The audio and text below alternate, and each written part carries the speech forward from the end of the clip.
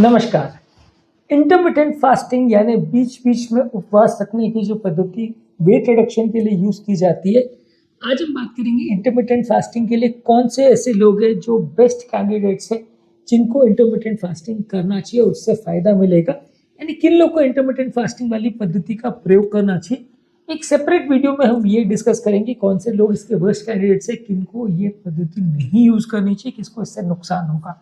तो आज बेसिकली बात करेंगे इंटरमिटेंट फास्टिंग यानी कभी खाना और कभी खाना बंद कर देना, यानी बीच बीच में उपवास रखना वजन कम करने के लिए जो टेक्निक है, ये किन लोगों को ज़्यादा सूटेबल है और किन लोगों को इसका प्रयोग करना चाहिए।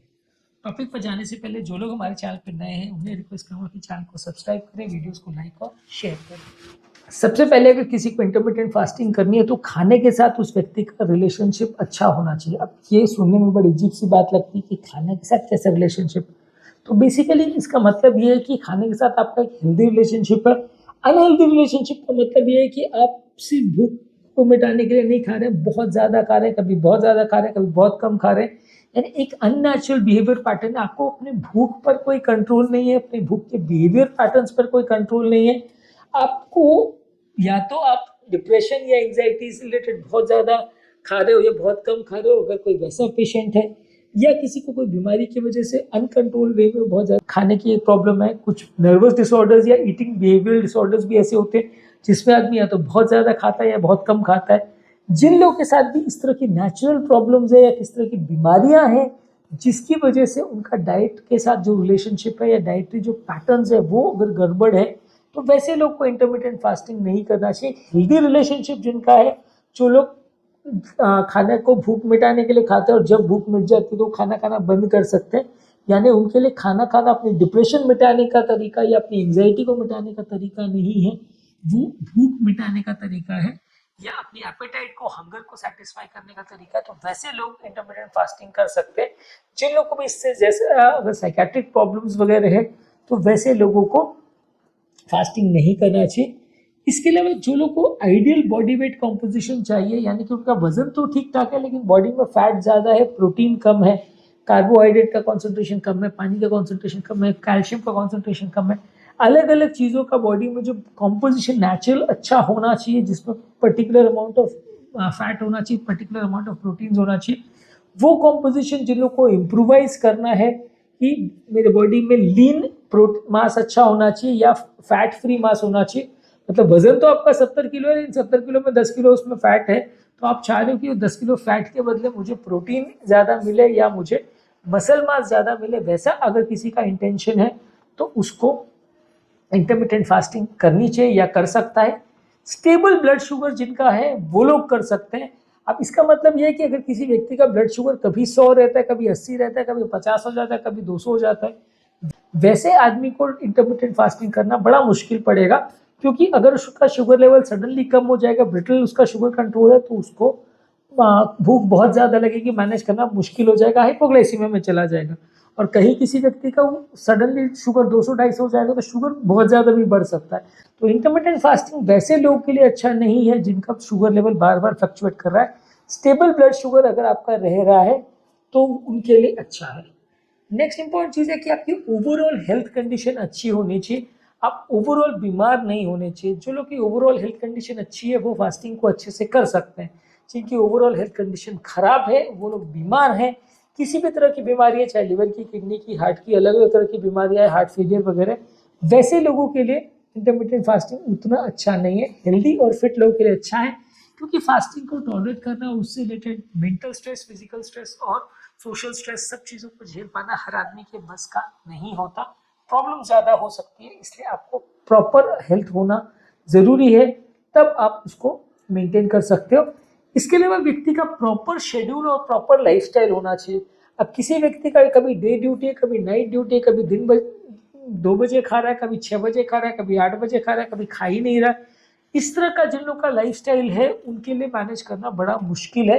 एक प्रॉपर शेड्यूल और लाइफस्टाइल जिन लोग का है उनके लिए मैनेज करना ईजी है, कि वो सुबह 8 बजे नाश्ता करके 9 बजे जॉब के लिए निकल जाते हैं, वहाँ पे दोपहर को 2 बजे लंच खाते हैं, उसके बाद 4 बजे 5 बजे घर आ जाते हैं और 7-8 बजे डिनर खाते हैं।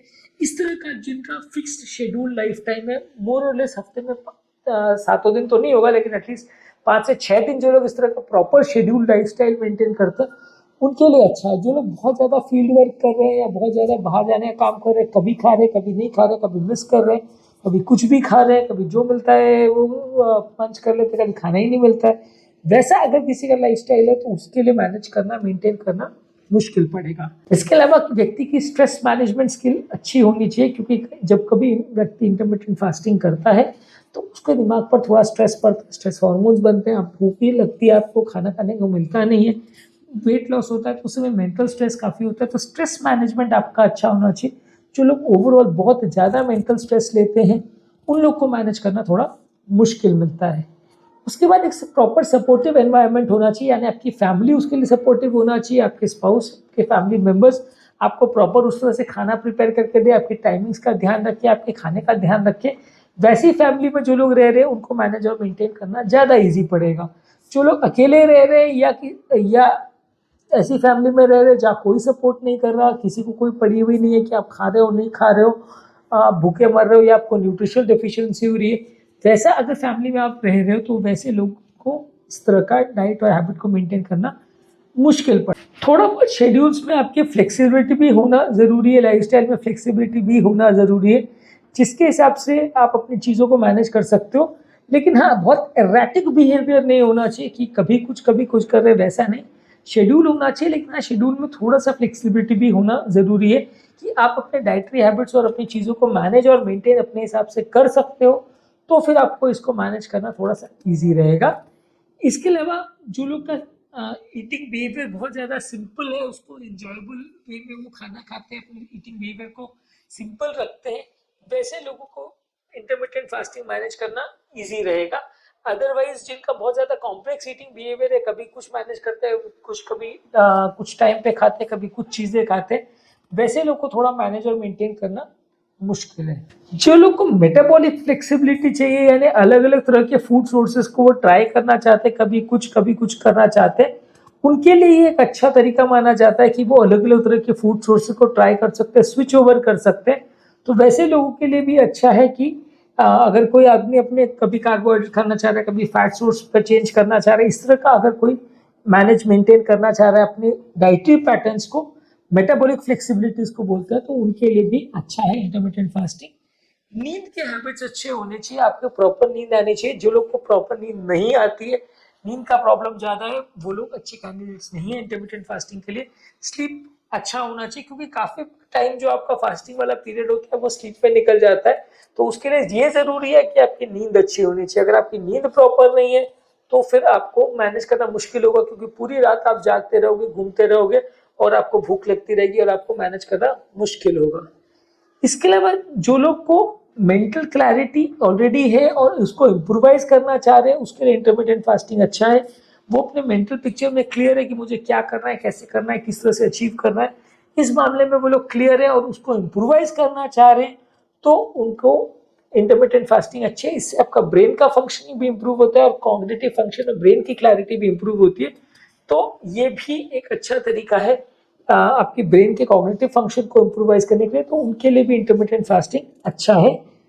कुछ लोग अपने मील की प्लानिंग को अगर इम्प्रोवाइज करना चाह रहे हैं, किस तरह से वो कब खाना चाहते हैं, उसको एक प्रॉपर शेड्यूल में अगर मेंटेन करना चाह रहे हैं, अभी तक उनका खाने का पैटर्न बहुत इरेटिक था, अभी उसको इम्प्रोवाइज करके एक अच्छी तरह से मेंटेन करना चाह रहे हैं, तो वैसे लोग के लिए भी इंटरमिटेंट फास्टिंग अच्छा तरीका है। वो अपनी शेड्यूलिंग को, आपके खाने के पैटर्न्स को एक तरह से स्ट्रीमलाइन करने में मदद करता है।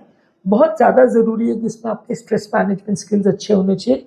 मेंटल स्ट्रेस या मानसिक प्रॉब्लम इस तरह के पेशेंट में जो भी होती है, आप उसको झेल पाएँ, उसके लिए आप प्रॉपरली अगर केपेबल हो तो आपको ये सब चीज़ें करना ईजी पड़ेगा, अदरवाइज ये सब चीज़ें करना आपको टफ पड़ेगा।